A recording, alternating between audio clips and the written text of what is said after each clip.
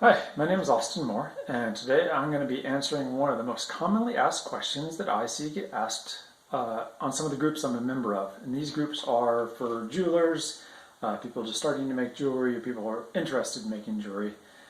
And the most commonly asked question that I see is, which tools do I need to start out with? So I prepared a list here of the top 10 tools which I think are the most important if you're just starting out.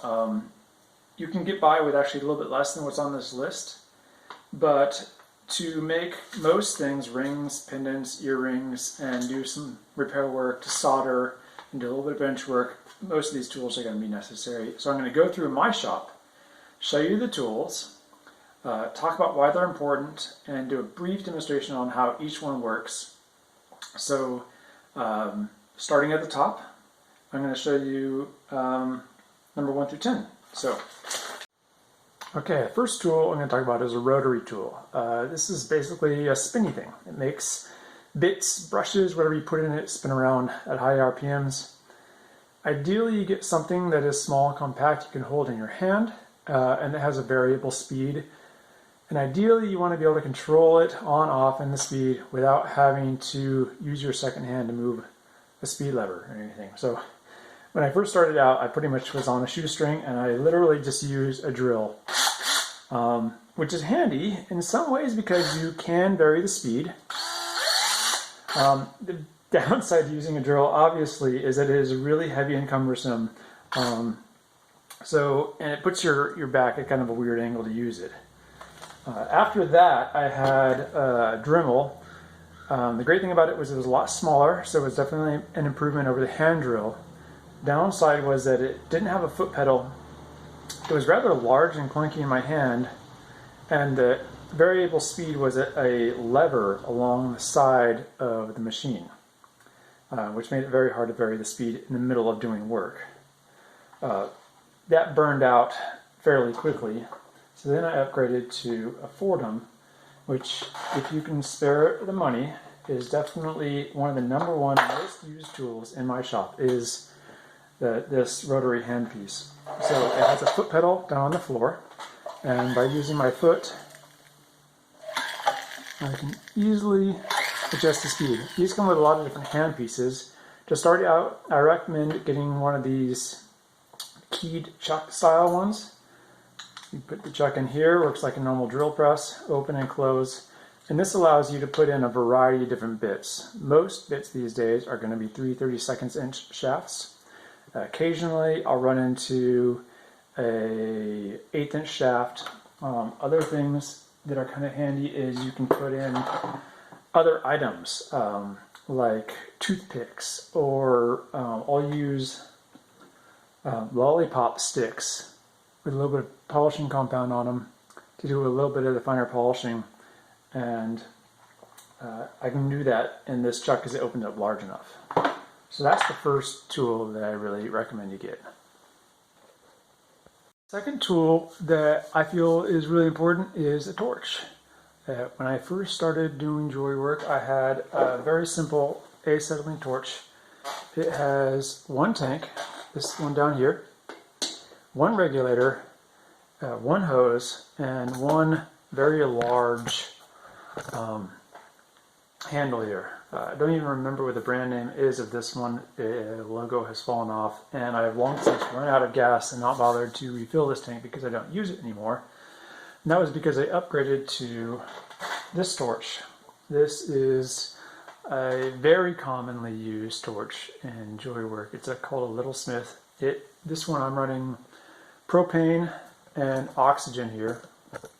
You see I have an extra large propane tank, a smaller oxygen tank. Each one has its own regulator, and this will tell me the amount of pressure that I'm going through.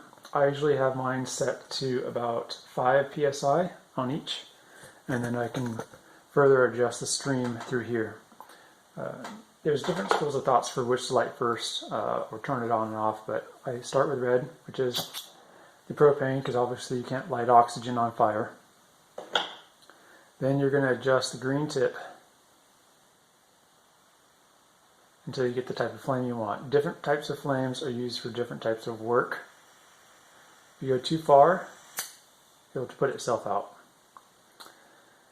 Always make sure after you're done that you completely close up these tubes. If you're not going to be using your tanks for an extended period of time, then you can turn them off, and this will help to maintain the regulators for a longer period of time.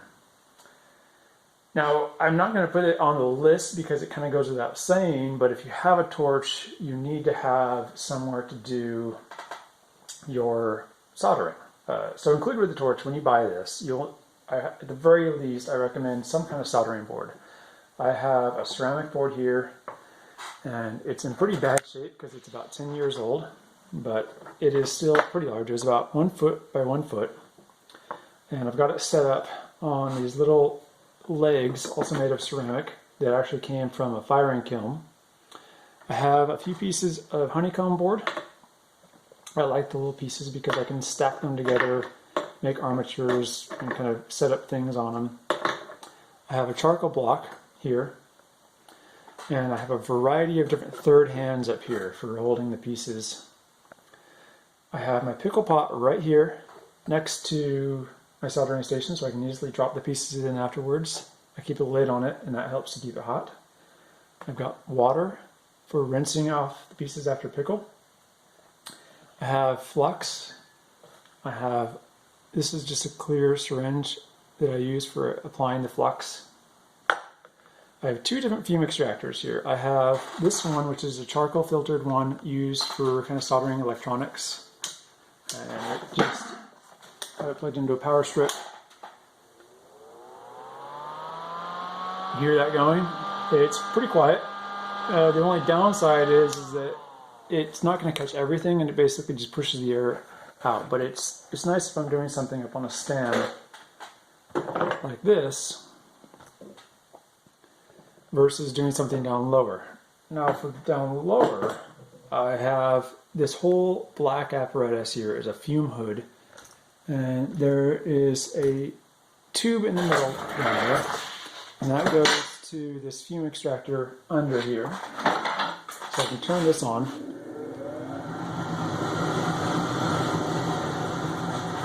And that'll pull the fumes out. Now, I do want to say at this point, definitely make sure that you invest in the proper fume extraction if you're going to be doing soldering, especially if you're doing it in an enclosed area. If you're outside working on a picnic table, then I would say set up a fan. When I first started, I was outside. I didn't have a shop, so I literally was working just outside, open air, but I had a fan that blowed across my soldering bench to basically push the fumes out of harm's way. So I was sitting here, fan was over to the side, pushing air across and away from my face.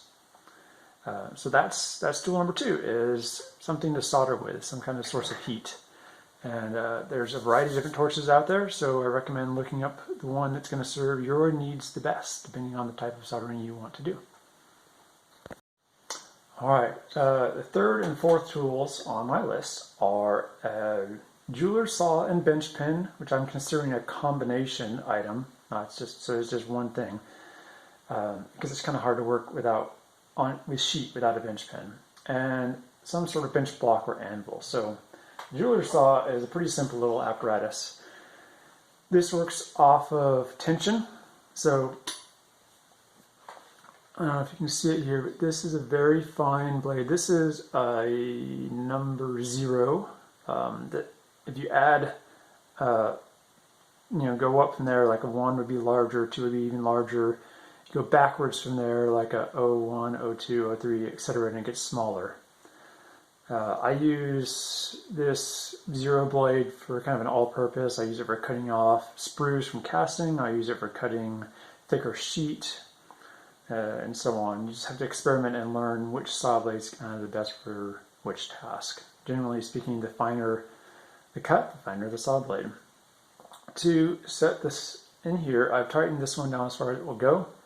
I push it up against the workbench like this, lean into it, put the saw blade into the clamp, tighten it down as far as it will go. You can adjust the tension by adjusting where this arm is, but you can see here that it's kind of bending the saw frame to hold this in place. If you get it too tight, it'll just snap the saw blade. Too loose, and it will move too much while you're cutting. So the way this works is pretty simple. You have a bench pin here. The idea of the wood bench pin is pretty simple, and that is that as I'm cutting here,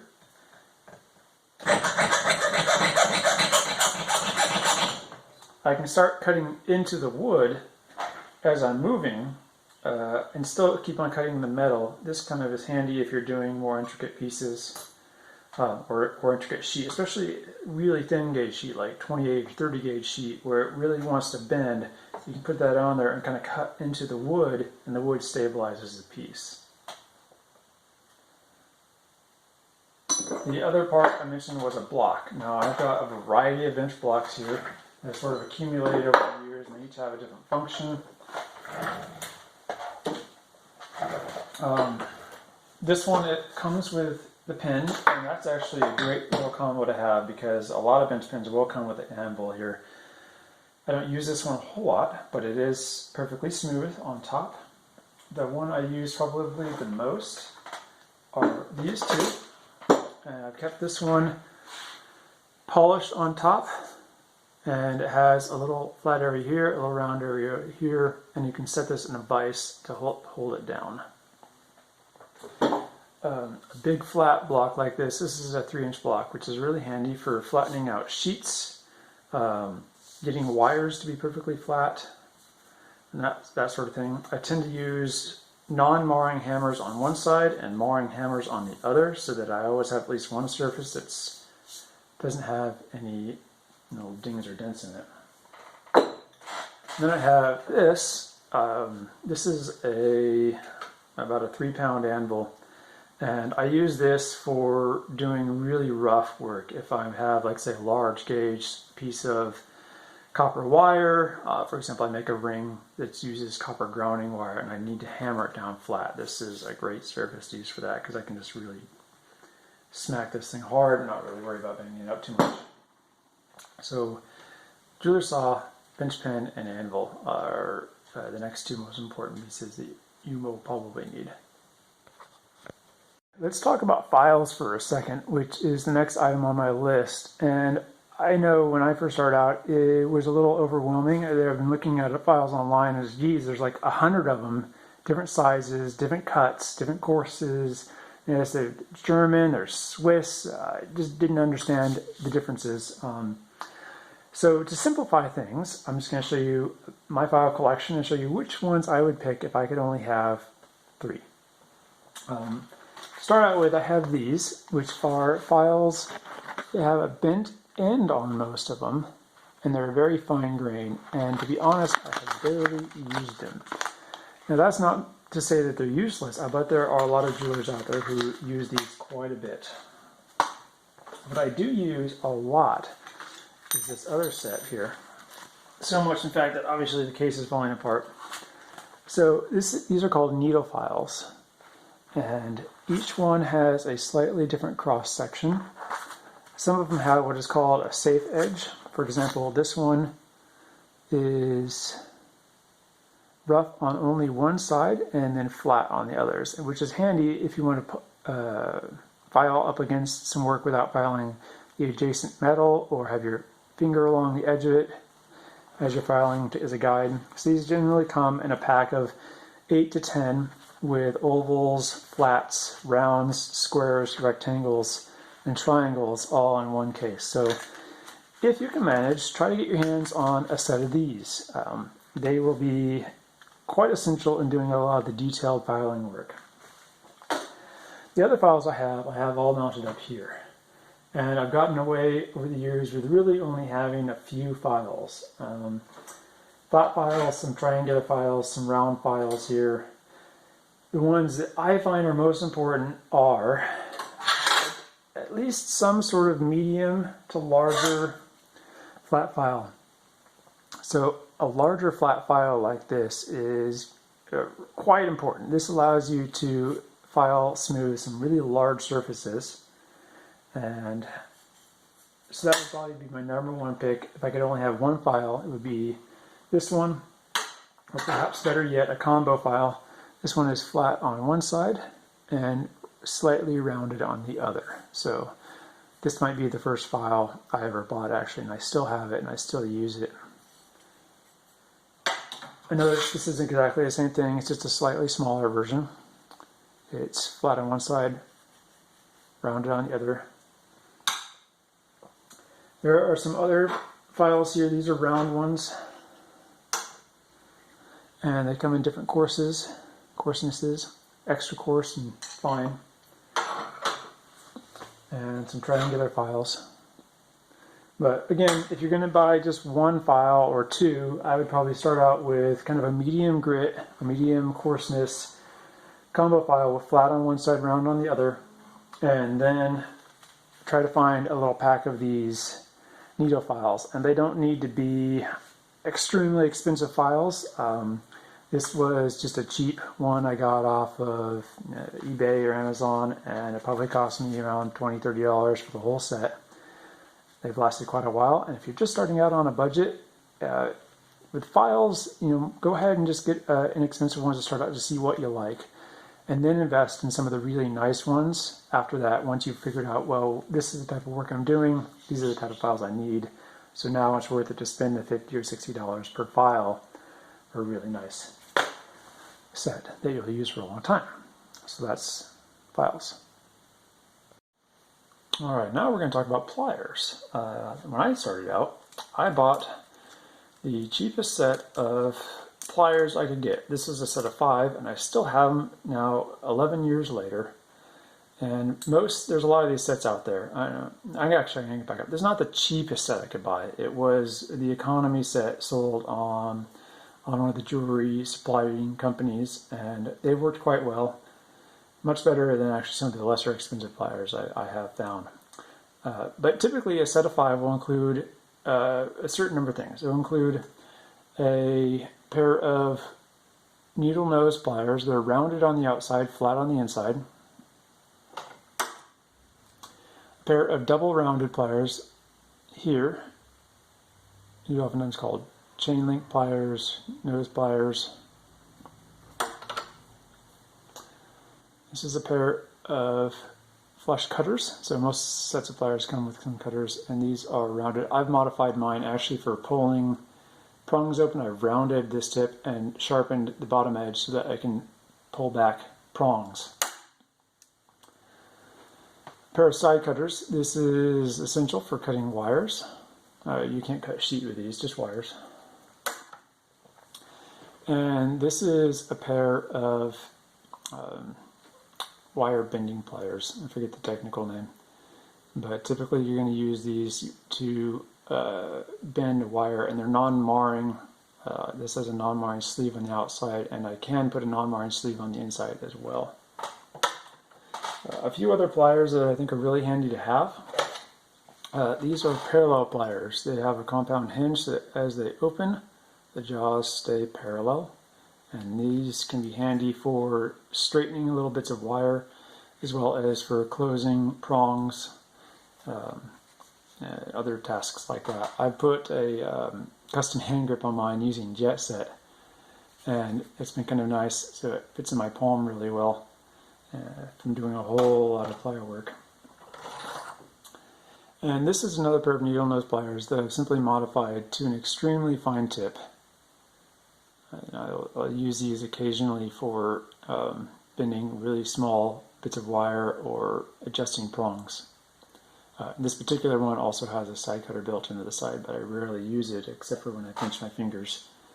That's all it really seems to be useful for. So, set of pliers and side cutters are probably the next most important thing I would make sure to get. Next up is hammers, and oddly I've been doing this for 11 years and I've only accumulated about a half dozen hammers so far.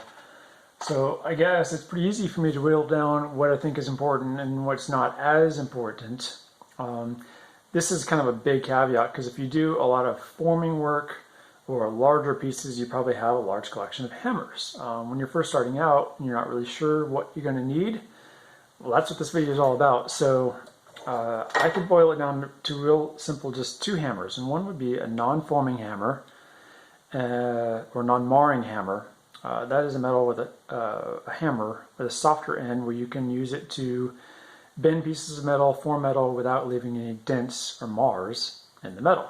And there's several basic types. The most basic type, and this was one of my first, was just a rawhide hammer. And it's exactly what it sounds like. It's rawhide, coiled up, stapled, and put on the end of a hammer. Over the years, this one has gotten really hard, so I do use it some, but it's actually gotten to be so hard that if my work is annealed, it will leave some very small dents. So I also have one of these. This is a neoprene hammer, and it does exactly the same job. It's just a little smaller. These tips can be taken off and new ones can be put on. So something like this, one or the other. This is cheaper. This I actually like a little bit better because I feel like it's a little softer. This one's bigger, so take your pick, but one of those. The other one I would get would be a mid-sized ball peen hammer. I have 4, and they all have a different purpose. Specifically, when they're going to be used for different things. This is a brass head ball peen hammer, and it's used exclusively for stamping metal. So this never hits my metal. This hits the stamp that I'm stamping with. And that keeps the stamp from being marred up at the end because the brass is significantly softer than the steel, and so it slips less. This was my first ball peen hammer. It's got a nice flat side here for flattening out metal, for texturing, and doing other small bits and pieces of work, also for doing really light stone setting. The other end was originally rounded, but I've added a bit of texture to it, and it's a unique texture I use on a few of my pieces. I have a larger one with a polished tip for flaring out rings and a flat side. This one has a lot more weight to it, so it's great for adding hammer texture, dimpled texture. I have a small one, does exactly the same thing, except at a much smaller scale, and I use this one for light setting work if I need to do really detailed fine work with a punch or stone setting or any bezel work. I'll use this, and I keep this one polished at both ends. The last one I have is actually just a hammer I've modified. It still has a claw at one end, and I just modified the other one to be a straight chisel, and I'll use this to add texture to rings as well. So that's pretty much hammers in a nutshell. Like I said, if you could boil it down to 2, get a non-marring hammer and some sort of ball peen hammer because it serves a dual purpose. If you're going to go into doing foaming work, you probably will have a very large hammer collection by the end of your career. Next most important thing is probably magnification of some sort. Now my favorite is the optivisor. They come in different magnification levels. I use a 7 as an all-purpose magnifier. This gets me in close enough to do general setting work on smaller stones down to around 3 to 2 millimeter before it gets kind of uncomfortably small. And I can also much betterly, that's not really a word, I can see my work much more clearly if I'm working on filing, doing minute polishing. And depending on what I'm working on, I may switch to this other optivisor. This one has a extra little magnifier here, but in general this one has a lower power than this one does, so it's great for just doing some general work where I want to be further back. One rule of thumb is that the higher the magnification, the shorter the focal distance, or the closer to your work you have to be, which can be uncomfortable if you're going to be doing something for a long period of time. At my bench I also keep a little loop just for doing real up close things, but it's really almost impossible to work on anything with a loop in your hand, so I only do this for an inspection. Although this is not something I use as much ever since I got my magnifying glass. Oh, sorry, not magnifying glass. Scope. So something like this is useful but expensive. If you're going to be doing a lot of stone setting work, really intricate detail or engraving, then a bench scope is definitely useful. If not, don't worry about getting a bench scope right off the way. Just get the Optivisor. They're cheap and effective, and that'll give you all the magnification you need. I did the first 7 years of my jewelry making without a bench scope, and it worked great. So some sort of magnification, though, is very important. So towards the end of my list here, I have the bench vise. Now this is towards the end of the list, but it's definitely not the least used object here. In fact, I use this every day.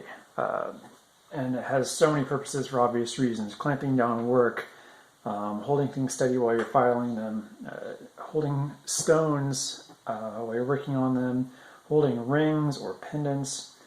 This piece of equipment here, especially when used in conjunction with a few other minor things, for example, if I can find it. There we go. I have here this is just a flat piece of metal. It's a flange. I don't even remember where I got it. But I just put that in the vise. And now I have a little surface here. Another useful thing is, you may have heard me refer to something called Jet Set a couple times, which is basically a fixturing compound. It's a polymer where when you warm it up, it will get soft and pliable. And you can put it in the clamp and clamp something like a flat pendant or a really intricate basket setting or some filigree work to it. As soon as it cools, it hardens to the point where it is like a ridiculously hard plastic, kind of like a PVC or something similar. So then you can really start working on a piece without marring or moving or causing any of your delicate details to move around. And then to get it off, you simply warm it back up again. So that combined with this looks great. Now this particular model is a Vise. I call it that because it moves around. So as I adjust these different knobs, I can rotate it and swivel it up and down. So with those two adjustments, I can get this to face pretty much any direction I want. So remarkably, for how useful this machine is, they're also very inexpensive. So definitely get something like this. Vise still makes this product, so you can get this one. I got the version that screws down to the workbench. I know they make some versions that use suction cups, but I don't really recommend those, because unless you have a very clean, very smooth, like almost like glass smooth workbench, they probably won't stay put. My workbench has gotten so dirty over the years and so marred up that there's no way it would stay put now, let alone when it was new, because my workbench is wood. Which brings me to the last item on the list, but probably one of the more important ones, and that is a workbench. So while a workbench is important, it's not terribly important that your workbench is a jeweler's bench. And here's my reasoning behind that. These are my workbenches here. I'm going to kind of scoot back here. I'm going to show you everything here. I have 3 of them, and they're all made out of plywood. This is 1 1/8 thick plywood with a lacquer over it, 2x4s, and screws. So I have one bench here, one over here, and then I have one right here. So that's pretty much it, but it gives me a lot of space. I also have another stainless steel table I have set up for plating, and I have another stainless steel one where I put my steamer on it. But the reason why I like this is because it encourages me to move around the shop, so I'm not constantly sitting in one spot all the time. I have a lot of room around me, so I can move around. I'm not knocking into things. I have things spread out. So in some ways it might be a tad less efficient because I am moving from workstation to workstation. On the other hand, it makes it easier for me to share my workshop with one other person if we're kind of bouncing around doing different tasks, which is rare because I work alone, but occasionally somebody else needs to come in and use my bench grinder or use my lathe or something to that matter, and they're not in my way. So Getting back to this workbench though, these are now 11 years old. I built these in the backyard. They were sitting outside and I still use them to this day. I know folks who started out working on picnic tables in parks. I know a guy who works purely off of several large round oak stumps that he has used, and he sits with them between his legs and he does all the work on these oak stumps. I know folks who have extremely nice, expensive jeweler's benches, watchmaker benches with all the drawers and cubbies and everything like that, which are also really fantastic. But don't get tied up in the details. Remember, if you're just starting out, try to find a workbench that is a good level for how tall you are and how you like to sit, has plenty of space for all of your tools, and is really sturdy so that you can hammer on it, lean on it, and preferably something that's not going to catch fire instantly if you happen to drop a hot piece of metal on it. So that is my video on the top 10 most useful tools for a beginner. I'm sure there are a lot of folks out there who make jewelry who have watched this video and say, hey, that's not at all what I would consider the top most useful videos, and I'm sure you're right too. In fact, there's not really a perfect right answer to this question, but this is kind of my version. And I would love to see some comments below about what you think might be the most useful, or you can send me an email or make your own video and post it. I encourage that. This is for learning and for education. So any critique is welcome. And thank you for watching.